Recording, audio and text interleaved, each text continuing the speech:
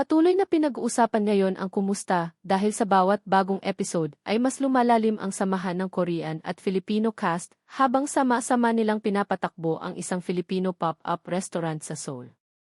Habang dumarami ang mga customer, mas lumalabas din ang totoong personalidad ng bawat miyembro ng grupo, at isa sa mga pinaka-nakakuha ng atensyon ng mga manonood ay si Ji Chang-wook.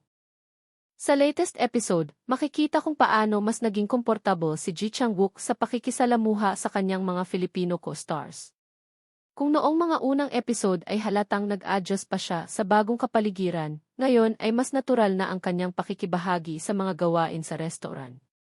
Hindi lang siya tumutulong sa pagsiserbisyo ng pagkain, kundi aktibo rin siyang nakikipagkwentuhan sa kanyang mga kasama at sa mga customer. Isa sa mga madalas pag-usapan ng fans ay ang magaan na samahan nila ni Jody Santa Maria. Sa bawat eksena, kitang-kita ang respeto nila sa isa't isa habang nagtutulungan sa mga responsibilidad sa restaurant. Si Jody naman ay naging malaking gabay sa pagpapakilala ng kulturang Pilipino, lalo na sa paraan ng pakikitungo sa mga bisita at sa pagpapaliwanag ng mga pagkaing inihahain. Habang tumatakbo ang operasyon ng restaurant, hindi rin nawawala ang masasayang sandali sa likod ng seryosong trabaho. Makikita ang tawanan ng buong grupo habang sinusubukan nilang lampasan ang language barrier. Sa halip na maging hadlang ang magkaibang wika, naging daan pa ito para mas maging malapit ang bawat isa. Isa ito sa mga dahilan kung bakit patuloy na tumataas ang interes ng publiko sa kumusta.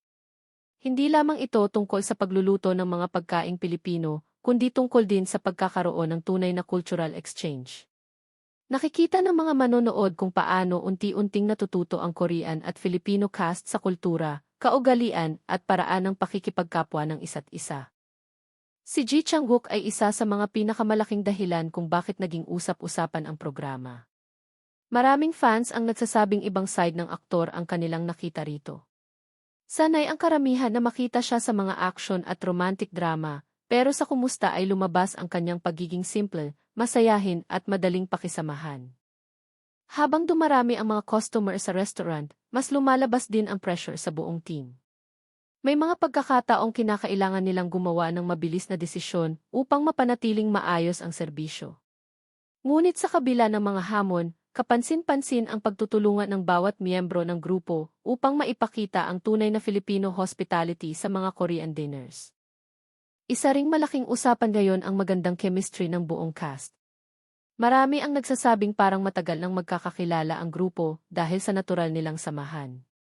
Hindi pilit ang kanilang mga usapan at makikita ang pagiging komportable nila sa isa't isa, bagay na nagbigay ng mas natural na daloy sa programa. Habang papalapit ang mga susunod na episodes, lalo pang tumataas ang excitement ng mga viewers dahil inaasahan ang pagdating ng mga special guests mula sa South Korean entertainment industry. Dahil dito, marami ang naniniwalang mas marami pang nakakatuwa at hindi inaasahang eksena ang mapapanood sa mga susunod na linggo. Sa ngayon, nananatiling isa ang kumusta sa mga variety shows na malakas ang usapan sa social media dahil sa kakaibang konsepto nito na pinagsasama ang pagkain, kultura, pagkakaibigan at entertainment.